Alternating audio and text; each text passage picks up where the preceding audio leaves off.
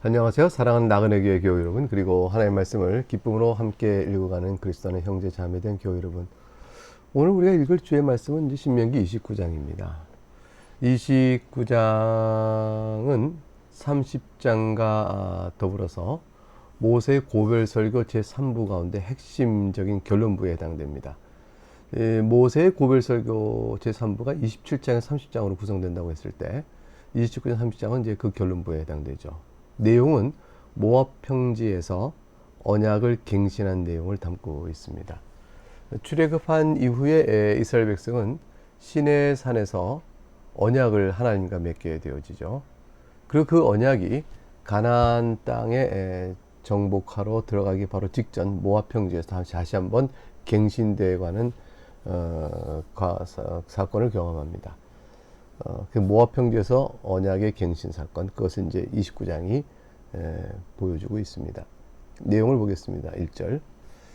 호렙에서 이스라엘 자손과 세우신 언약 외에, 이 호렙이라는 것은 시내산을 가리키는 말이에요. 여호와께서 모세에게 명령하여 모압 땅에서 그들과 세우신 언약의 말씀이 이러하니라. 자, 어떤 말씀일까요? 모세가 온 이스라엘을 소집하고 그들에게 이르되, 여호와께서 애굽 땅에서 너희 목전에 바로와 그의 모든 신하와 그의 온 땅에 행하신 모든 일을 너희가 보았나니. 자, 하나님께서 애굽 땅에서 행하신 일을 너희가 보았는데, 그 일은 3절 곧 그 큰 시험과 이적과 큰 기사를 네 눈으로 보았느니라. 출애굽 1세대는 이미 모압 평지에서 언약을 갱신할 때 이미 가나안 땅에 들어가지 못하고 다 땅에서 죽었습니다. 광야 방랑하는 광야에서 다 죽었죠. 그러면 지금 있는 사람들은 출애굽 2세대죠.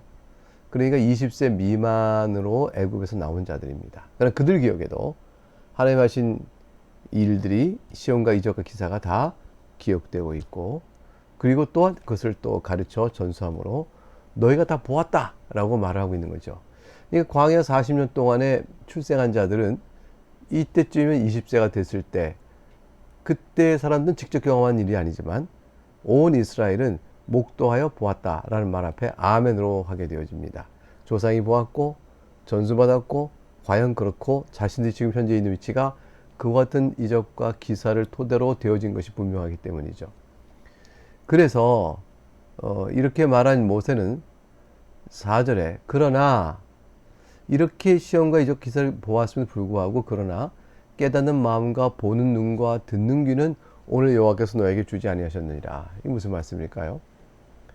이스라엘은 이 모든 일, 즉 바로와 그 신하들 앞에서 하나님께 행하신 그 모든 일, 시험과 이적과 기사를 보았고, 그것이 하나님의 능력으로 된 것을 알았으며, 그럼에도 불구하고 영적으로 우둔하고 그리하여 그 일의 의미를 바로게 깨닫지 못하여서 그 일을 행하신 하나님이 창조주시여 역사의 온전한 주관자이시므로 두려움 없이, 하나님의 말씀에 순종하는 자는 두려움 없이 이 세상의 어떤 이방 나라의 힘에도 두려워하지 않고 하나님의 말씀 순종할 저들이 살 수 있다는 사실을 깨달아야 하는데, 그것을 온전히 알지 못했다라고 말씀하는 겁니다.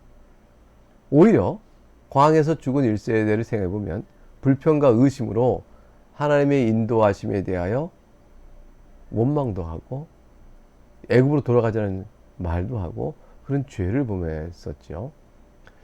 이러한 깨달음은 여호와께서 주셔야 하는 은혜의 선물이라 오늘 여호와께서 너에게 주지 않으셨다라는 말씀 속에 암시되고 있습니다.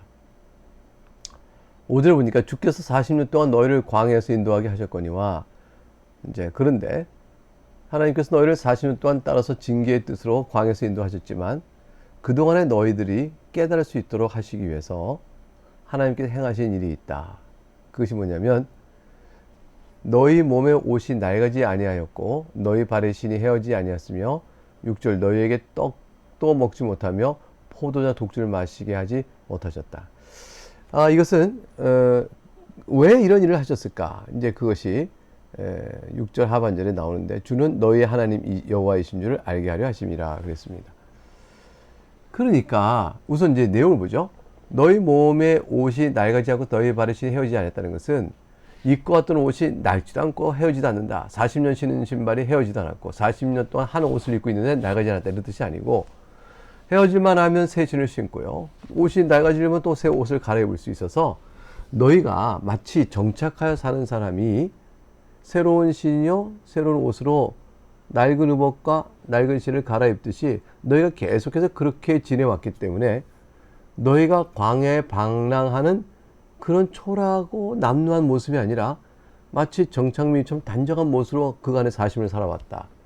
이 놀라운 일이죠. 하나님께서 그걸 다 베풀어 주신 거예요. 6절에 가면 너희에게 떡도 먹지 못하며 포도주 독주를 마시지 못하게 하셨음은, 이 말은 이런 뜻이죠. 너희의 힘으로 떡을 만들어 먹을 형편이 아니었다. 광야는 그런 것이죠. 너희가 스스로 포도주나 독주를 만들어 먹을 수는 없었다. 이 광야가 그러한 광야로 너희를 인도하셨다는 거죠. 하나님께서 떡도 만들어 먹지 못하고 포도주도 만들어 마시지 못하는 광야로 인도하신 것은 이란 뜻이 됩니다. 오늘 광야에서는 그럼에도 너희에게 만나를 주어 먹고 살게 하시고 또 마실 물을 바위에서 내서 마시게 하시고 그렇게 하심으로 너희의 옷이 낡지 않고 신이 헤어지지 않게 하셨다. 비록 너희가 떡을 만들고 포도를 만들어 먹을 형편이 안 되는 광야였지만 너희는 하나님의 보호 가운데 이렇게 살아온 것이라. 하나님이 왜 그러셨을까? 너희의 하나님이신 줄 너희가 알게 하려 하심이라. 이것은 바로 4절과 비교되어지는 것이에요. 앞에서 하나님께서 바로와 그의 모든 신하와 온 땅에 행하신 모든 일을 너희가 보았고 그것은 바로 시험과 이적과 기사를 큰 것을 봤는데 이걸 보고도 너희가 깨닫지 못하고 보지 못하고 듣지 못한 자가 되었다. 뭘 깨닫고 듣고 보지 못했을까요? 하나님이 6절 하반절에 우리의 과연 하나님이시다. 그 하나님을 의지하면 내가 산다 라는 사실을 너희가 알지 못했다. 그러나 하나님께서 그런 너희에게 징계를 내리셔 광야길을 인도하심으로 너희로 하여금 그 징계를 통하여 오히려 하나님은 너희의 하나님 여호와이신 줄 알게 하려 하신 것이다 라고 되어 있으니 이것이 너희에게 복이요 너희가 살 길이다 라고 말해주는 것이죠. 그리고 7절에 또 보라 너희가 이곳에 올 때에 헤스본 왕과 시온과 바산 왕 오기 우리가 싸우려 나왔지 않은가. 근데 우리가 그들 쳐서 이겼다는 것이죠. 8절 그 땅을 차지했다. 그리고 루벤과 각과 므낫세 반지파에게 기업으로 준 것을 우리가 다 알지 않는가. 이렇게 하나님은 우리의 하나님이 바로 여호와 하나님이시를 너희가 알게 됐으니 자 이제 9절 언약갱신의 촉구가 있습니다. 그런데 너희는 이 언약의 말씀을 지켜 행하라. 그리하면 너희가 하는 모든 일이 형통하리라 하고 언약의 말씀을 지켜 행할 순종을 촉구하고 있습니다. 이 언약은 누가 지켜야 될까요? 10절과 11절 대상을 먼저 봐. 직접적인 1차적인 대상이 나옵니다. 10절 오늘 너희 곧 너희의 수령과 너희의 지파와 너희 장로들과 너희의 지도자와 이스라엘 모든 남자와 11절 너희의 유아들과 너희 아내와 및 네 진중에 있는 객과 너를 위하여 나무를 패는 자로부터 물 깃는 자까지 남녀노소 할 것 없고 직업도 관계없이 어떤 자든지 또 너를 위하여 객으로 있는 자들 할지라도 다 하나님 여호와 앞에 서 있는 것이니 이 언약에 불순종하는 자는 결국 저주를 받을 것이고 순종하는 자는 살 것이란 말씀을 다시 일깨워 줍니다. 그 12절부터는 모압 언약 이렇게 언약을 갱신하는 이제 목적이 설명되어 나가죠. 12절 내 하나님 여호와의 언약에 참여하며 또 내 하나님 여호와께서 오늘 내게 하시는 맹세에 참여하여 13절 여호와께서 너에게 말씀하신 대로 또 내 조상 아브라함과 이삭과 야곱에게 맹세하신 대로 오늘 너를 세워 자기 백성을 삼으시고 그는 친히 너의 하나님 되시려 함이니라. 하나님께서 이스라엘 하나님 되시기 위하여 이와 같이 언약을 갱신하고 또 이끌어 오신 겁니다. 자, 얼마나 복됩니까? 자, 근데 1차적인 대상 외에 14절과 15절은 2차적으로 파생되는 자연이 연결되는 또 다른 대상이 있어요. 그것은 뭐냐면 내가 이 언약과 맹세를 너희에게만 세우는 것이 아니라 15절 오늘 우리 하나님 여호와 앞에서 우리와 함께 여기 서 있는 자와 오늘 우리와 함께 여기 있지 아니한 자에게까지니 이랬어요. 후손들도 다 포함되는 것이라. 지금 서 있는 여러분만 아니라 여러분 후손들 모두가 다 포함되는 것이라. 여러분 예수님께서도 요한복음 17장에 기도하실 때 이 복은 이 영화롭게 하는 이 복은 지금 나를 믿는 자들뿐 아니라 그들로 통하여 나를 믿는 자들도 복이 받을 대상이 되어집니다. 영원롭게 할 것입니다. 이렇게 이제 예수께서 이제 기도하신 내용이 나오죠. 우리들도 이제 그 은혜를 입어서 예수 그리스도의 이름을 부르는 자는 예수님의 제자들뿐 아니라 예수를 목격한 자뿐 아니라 계속 이어지는 모든 자들이 다 언약의 백성으로 포함되는 겁니다. 이스라엘 백성도 그랬던 것이죠. 자, 그런데 그러다 보니까 후손들 가운데서 여호와를 배반하고 다른 신을 섬기자라고 말하는 강팍한 자들이 나올 것을 모세가 염려하게 되어집니다. 16절에 이렇게 이제 말씀이 이어지죠. 우리가 애굽 땅에서 살았던 것과 너희가 여러 날을 통과한 것을 너희가 알며 너희가 또 그들 중에 있는 가증한 것과 목석과 은금의 우상을 보았느니라. 자, 그런데 18절 너희 중에 남자나 여자나 가족이나 집하나 오늘 그 마음이 우리 하나님 여호와를 떠나서 그 모든 민족의 신들에게 가서 섬길까 염려하며 독초와 쑥의 뿌리가 너희 중에 생겨서 이 저주의 말을 듣고도 심중에 스스로 복을 빌어 이르기를 내가 내 마음이 완악하여 젖은 것과 마른 것이 멸망할지라도 내게는 평안이 있으리라 할까 함이라. 모든 다른 신들에게 가는 거예요. 독초와 쑥의 그 뿌리가 너희 가운데 뿌리를 내리고 발생해서 스스로 복을 빌어 말하기를 내가 완악하여 젖은 것 마른 것이 멸망해서 내게는 평안이 있을 것이야 라고 말할 정도로 이 마음이 강팍해져서 하나님의 주신 경고의 말씀을 주신 저주의 말도 타상 무시해버린 채 그렇게 우상 숭배와 목석이나 다른 이방신들을 섬기는 일에 빠져버린 자들이 있을 것을 염려한다. 이러한 일을 행하는 자는 20절 모세가 다시 경고합니다. 여호와는 이러한 자를 사지 않을 뿐 아니라 그 위에 여호와의 분노와 질투의 불을 부으시며 또 이 책에 기록된 모든 저주를 그에게 더하실 것이라.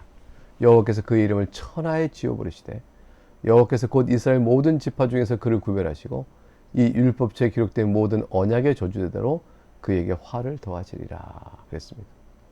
하나님의 말씀을 떠나는 자에게 이 말, 하나님을 또 언약을 버리고 우상을 숭배하고 각종 죄악 가운데 살아가는 자의 비참한 최후를 하나의 엄중한 심판을 다시 한번 경고해서 지금 언약을 맺는 저들 가운데도 혹 있을 수 있거니와 그들의 후손들 가운데 그럴 수 있을 것임을 염려하여 이걸 강조의 말씀을 덧붙이고 있습니다.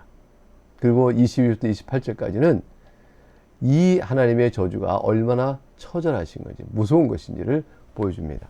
22절 너희 뒤에 일어나는 너희의 자손과 멀리서 오는 객이 그 땅의 재앙과 여호와께서 그 땅에 유행시키는 질병을 보며 그 온 땅이 유황이 되며 소금이 되며 또 불에 타서 심지도 못하며 결실할 수도 없죠. 거기는 아무 풀도 나지 아니함이 옛적에 여호와께서 진노와 격분으로 멸하신 소돔과 고모라 아드모와 스보이 무너진 것 같음을 보고 물을 것이요. 소돔과 고모라는 멸망의 하나의 표상으로 남잖아요. 그렇게 너희가 하나님이 내리신 불순종의 악을 통해서 받을 저주가 어떤 것이 보이시고요. 그리고 그런 걸 보고 너희 뒤에 일어난 너희 자손과 멀리 오는 계획 이방인들이 보고 아니 어떻게 이렇게까지 망했는가 라고 물어볼 수 있음을 얘기합니다.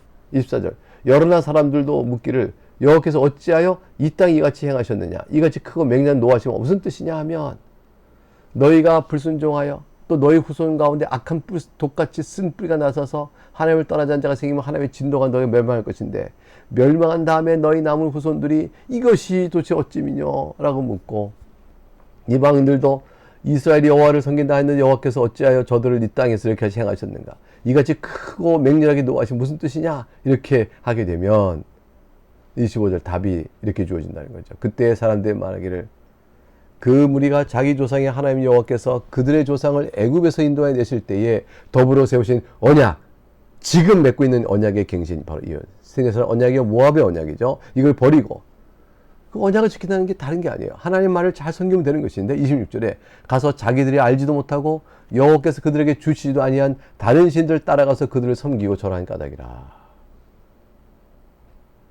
그래서 이러므로 여호와께서 이 땅에 진노하사 이 책에 기록된 모든 저주대로 재앙을 내리시고 28절 여호와께서 또 진노와 격분과 크게 통한하심으로 그들을 이 땅에서 뽑아내사 다른 나라에 내던지심이 오늘과 같다 하리라 했습니다. 결국은 하나님께서 언약에 따라 저들을 멸망케 하셨다라는 사실로 설명해 줍니다. 이것이 바로 답입니다. 이 말씀대로 되어질 것입니다. 왜냐하면 하나님은 역사의 주관자시고 또 창조주로서 모든 일을 그 자신의 뜻대로 운행하시기 때문이죠. 이렇게 경고를 했습니다. 그리고 29절에 중요한 말씀을 주죠. 감춰진 일은 우리 하나님 여호와께 속하였거니와 나타난 일은 영원히 우리와 우리 자손에 속하였나니 이는 우리에게 이 율법의 모든 말씀을 행하게 하심이니라. 하나님께 저주를 내리시면 그렇게 불순종한 자 저게 될 테니까 과연 어느 때 그럴까? 우리 후손간에 과연 그런 자들이 있을까? 앞으로 얼마나 더 역사가 진행하고 그런 일이 있을까? 아니면 그런 일이 없게 되고 다 번성게 될까? 등등등등 알고자 하고 싶은 일이 참 많을 거 아니에요? 호기심도 있고요. 그때 하나님께서 이 못을 통해 말씀하십니다. 감추어진 일은 우리 하나님 여호와께 속하였거니와 하나님의 비밀한 섭리는 역사의 장래의 일이 어떻게 나타날지 모든 비밀한 섭리는 인간이 알 바가 아니다. 너희가 알 바가 아니다. 그러니 이 말을 듣고 우리 후손들이 어느 때 하나님의 말씀을 불순종한 자에 나타나면 우리가 저주를 받을 거 번성하기 아니면 순종하면 번성할 거 등등등 모든 일에 너희가 관심을 두지 말고 오직 너희가 관심 둘 것은 나타난 일은 영원히 우리와 우리 자손에게 속하였나니 나타난 일을 관심 두라. 다시 말하면 여기서 나타난 일이라는 것은 하나님께서 자신의 뜻을 드러내신 율법을 의미합니다. 그걸 통해서 또 언약을 의미해요. 지금 보고 있는 듣고 있는 언약이죠. 그걸 통해서 하나님의 백성들은 현재를 충분히 살아갈 수 있다. 즉 하나님의 말씀을 보는 대로 듣고 순종하여 살아가면 그러면 그것은 이미 족하고 그것이 우리의 몫이라는 것이죠. 그러므로 이스라엘 백성은 이 율법 안에 드러난 하나님의 뜻을 깨닫고 순종하는 일이 이스라엘 마땅한 책임자고 그렇게 살아가면 그러면 너희는 약속대로 복을 누리게 될 것이라. 우리에게 이 율법의 모든 말씀을 행하려 하시기 위하여 이렇게 말씀을 주셨으니 이것만이 우리의 알 바요 관심이요 또 우리가 마음을 두어야 할 것이다 라고 말씀합니다. 이것으로 사람은 족한 것이다. 우리가 지금 살 때도 하나님께서 어찌하여 우리에게 이렇게 대하십니까 등등등 엉뚱한 소리를 하기도 하는데 그 모든 일 속에 우리의 중심되는 것은 하나님께서 내게 주신 바 된 참된 교훈 그리스도 안에서 용서받은 자로 우리가 하나님의 자녀가 되어져서 어찌 살 것인가를 바라보는 것 그것만 우리의 관심이면 된다는 것이죠. 장차 우리에게 어떤 일 비밀한 일들에 대한 호기심으로 마음을 쓰고 알고자 하고 그런 것은 우리의 사실은 마땅한 도리가 아니다. 이것을 말씀해 줍니다. 이것은 굉장히 우리에게 가벼운 것이죠. 그렇게 되게 되면 알지 못하는 일을 알고자 하여 힘써 그 일을 어떻게 한다는 것은 어리석은 일이죠. 이미 밝혀진 하나님의 말씀대로 주의 도우심을 입어 나가는 것. 모세는 지금 이스라엘 백성에게 그것을 잘 교훈하고 있는 것입니다. 네, 여기까지 해서 29장을 마치겠습니다. 주의 은혜와 평강이 여러분 모두에게 좋게 누려지기를 축복합니다. 감사합니다.